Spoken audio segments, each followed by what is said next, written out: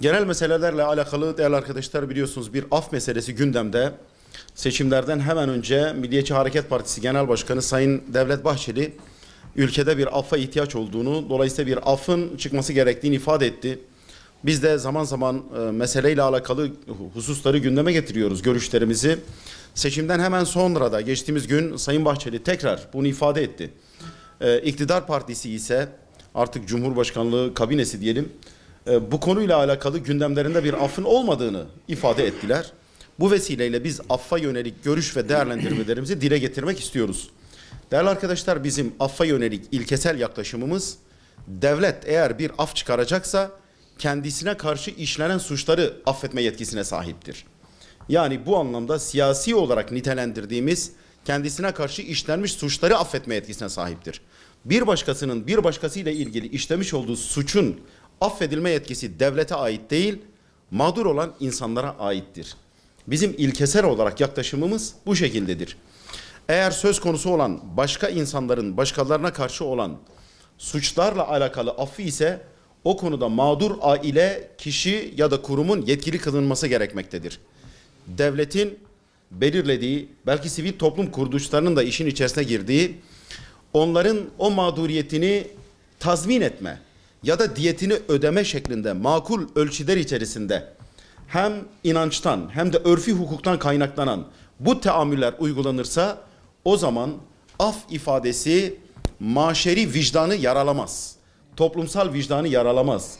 Çünkü malumunuz bir insan aşırı derecede mağdur edilmişse, hele üzülerek belirtelim, kan davalarının yani bitmese de çok fazla olmasa da hala var olduğu bizim bölgemizde bir insanın yakını tarafından öldürülen bir insanın yakını, devlet onu affettiği zaman bunu kendisi için çok ağır bir durum olarak görüyor ve Allah muhafaza etsin, ihkak-ı hak olarak adlandırılabilecek kendi yöntemle cezalandırma usullerine giriyor ki burada af toplumdaki beklentiyi karşılamamış oluyor.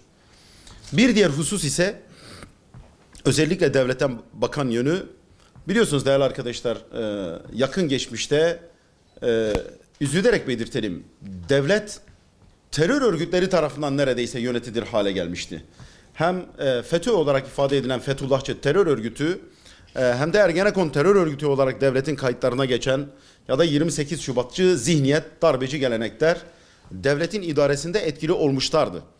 Ve bu örgütlere yönelik operasyonlar yapıldı devlet güçleri tarafından, hakim ve savcılar cezaevine atıldı. Şu anda da yapmış olduğumuz tespitlere göre FETÖ mensubu olduğu gerekçesiyle mevcut hakim ve savcıların 1/3 yargılanarak mahkum edilmiş ve cezaevine atılmış. Dolayısıyla burada çok ciddi sosyal bir durum söz konusudur. 1/3 hakim ve savcıların cezaevinde olduğu bir zamanda, bir vasatta bu hakim ve savcıların almış olduğu kararların ne kadar adil olabileceğini evet sizler aracılığıyla toplumun insafına bırakıyoruz. Dolayısıyla böyle bir durum varsa o zaman devlete karşı işlenmiş suçlar olarak ifadesini bulunan gerek düşünce suçları, siyasi suçlarda evet devletin bu hususu göz önünde bulundurarak en azından yeniden yargılamayı gündeme getirmesi, bu insanlara yönelik özellikle 28 Şubat ve FETÖ yargısının mağduru olan kesimlere yönelik mutlaka bir düzenleme yapması gerekiyor. Artık bunun adı af olmaz. Çünkü bu insanlar mağdur edilmiş. Bunun yerine iade-i itibar ya da hak iadesinin yapılması gerekiyor. Bizim ilkesel anlamda af meselesine yaklaşımımız bu şekildedir değerli arkadaşlar. Hüdapar olarak bizler de yerel seçimlere parti olarak girme noktasında bütün hazırlıklarımızı tamamlamışız. Bu yönde tabanımızla yapmış olduğumuz istişarede bu yöndedir. Ancak hangi usullerde, nerelerde gireceğimiz, nasıl ve ne şekilde seçimlere gireceğimizle alakalı istişarelerimiz kesinlik kazandığında bunların ayrıntılarını da yine siz değerli basın mensuplarıyla paylaşacağız. Ancak seçimlere parti olarak girme noktasındaki hazırlık ve tabandan gelen taleplerimizin olduğunu ve bizim de bu yönde hazırlık yaptığımızı ifade edebilirim.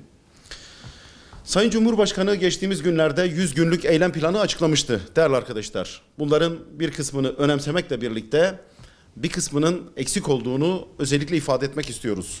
Hele hele bizim 16 Nisan'da referandumuna destek vermemizin ana gerekçesi olan darbe ürünü anayasasının değiştirilmesi hususunda tek bir cümlenin bulunmamasını çok büyük bir eksiklik olarak değerlendiriyoruz. Şu an yaşamış olduğumuz sorunların önemli bir kısmı değerli arkadaşlar, bu 1982 Amerika'nın çocukları tırnak içinde kendi ifadeleriyle, Amerikan Büyükelçisi'nin ifadesiyle hani our boys it done, bizim çocuklar başardı şeklinde kamuoyuyla paylaşılan, basına düşen, bizim çocuklar bu işi başardı denilen bir darbenin ürünü olan bir anayasayla bu milletin yönetiliyor olması bu millete yapılabilecek en büyük kötülüktür. Bu kötülüğün ortadan kaldırılması gerekiyor. Dolayısıyla hükümetin, Cumhurbaşkanlığı Hükümet Kabinesi'nin ve yeni ismiyle Sayın Başkan'ın bunu gündemine almamış olmasını biz büyük bir eksiklik olarak görüyoruz. Mevcut anayasa darbe ürünü bir anayasadır. Ötekileştirme, ideolojik dayatma esasına dayanmaktadır. Onun yerine halkın, bizlerin, hepimizin inanç ve değerleriyle barışık, yasakçı olmayan, red, inkar ve asimilasyona dayanmayan, adalet temelli her hak sahibine hakkını iade ederek toplumsal barışı, huzuru, güveni ve istikrarı esas alan bir anayasanın yapılmasını en öncelikli iş ve vazife olarak görüyoruz. Hüdapar olarak muhalefetimizin esasını bunun üzerine inşa edecek ve her seferde sizler aracılığıyla hükümete ve kamuoyuna bunu hatırlatacağız inşallah. Değerli arkadaşlar, son dönemlerde Amerika ile yaşanan ekonomik temelli gerilimin elbette dış gerekçeleri olduğunu görmekle ve 15 Temmuz'dan sonraki sürecin devam ettiğini görmekle birlikte Türkiye'nin ekonomik sisteminin buna müsait olduğunu da ifade etmemiz gerekiyor. Ekonomik olarak Türkiye kendi ekonomisini döviz ile faiz arasında sıkıştırmış durumdadır. Eğer bizim ekonomimizin temeli döviz ile faiz arasında sıkışmışsa o zaman yabancı müdahalelere açık demektir.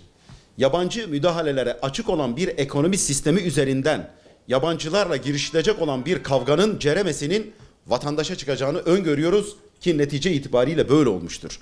Yani Amerika'nın bize dayatmış olduğu, bize ait olmayan, yerli olmayan, yabancı sermayeye dayalı bu ekonomik sistemde meydana gelebilecek herhangi bir spekülatif hareketlenmenin ceremesini vatandaş çekecektir.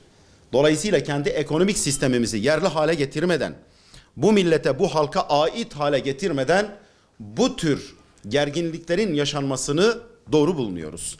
Yapılması gereken en acil iş, biraz önce de arz ettiğim gibi darbe ürünü anayasanın değişmesiyle doğrudan alakalıdır.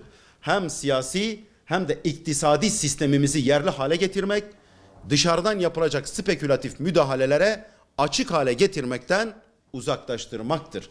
Eğer biz bunu yaparsak istedikleri kadar dış mihraklar bizimle uğraşsınlar, bizim üzerimizde bir etki, bir tesir bırakmaz inşallah. Bunun yerine alternatif olarak biz üretime dayalı bir ekonomi modelinin benimsenmesi gerektiğini düşünüyoruz. İkinci bir husus olarak komşularımızla kavga etmek yerine onlarla olan ticaret hacmimizi tam kapasiteye çıkarmak.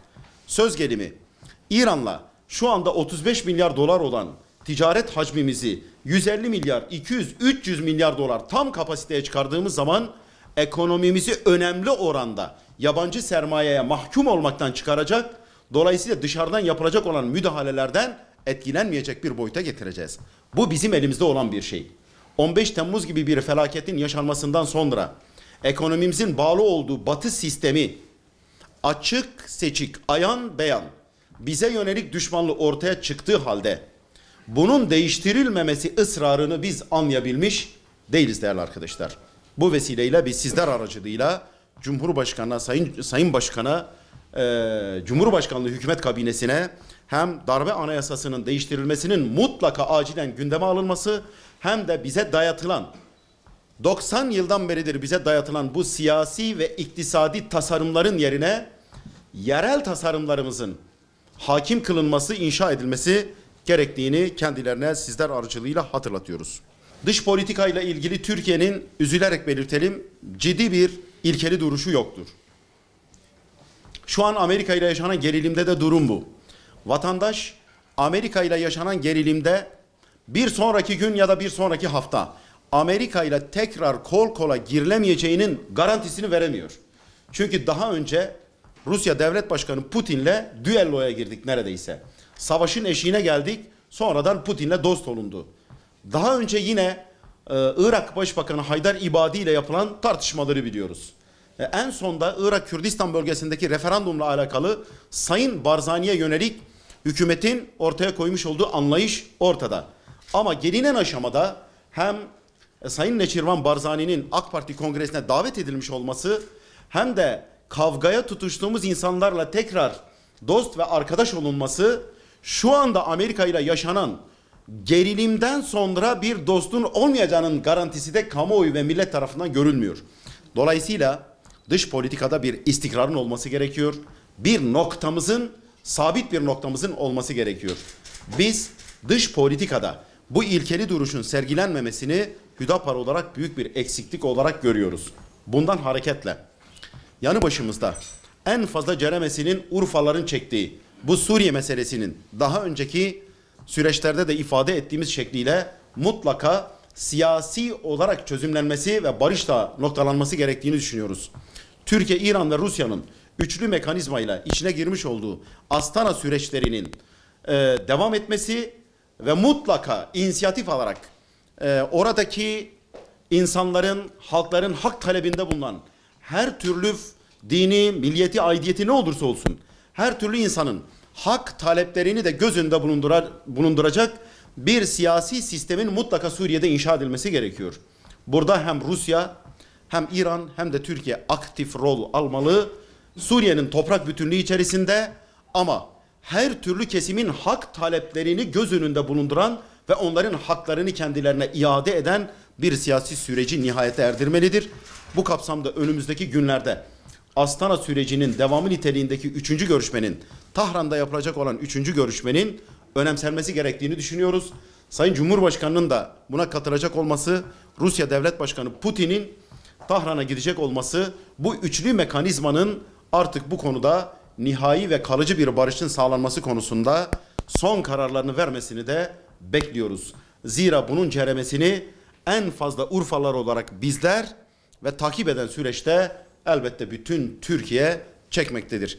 Bunun en fazla bedelini ödeyen de bizatihi Suriye'nin gerçekten halkıdır. Her kesim bundan etkilenmiş, milyonlarca belki yüz binlerce insan hayatını kaybetmiş, milyonlarca insan muhacir duruma düşmüş ve insanları şereflerini ve itibarlarını kaybederek kendi memleketlerinde asil insanlar konumundayken hep beraber müşahede ediyoruz. Dileci konumuna düşmüşlerdir. Bu trajedinin bir an önce sona erdirilmesi gerekiyor.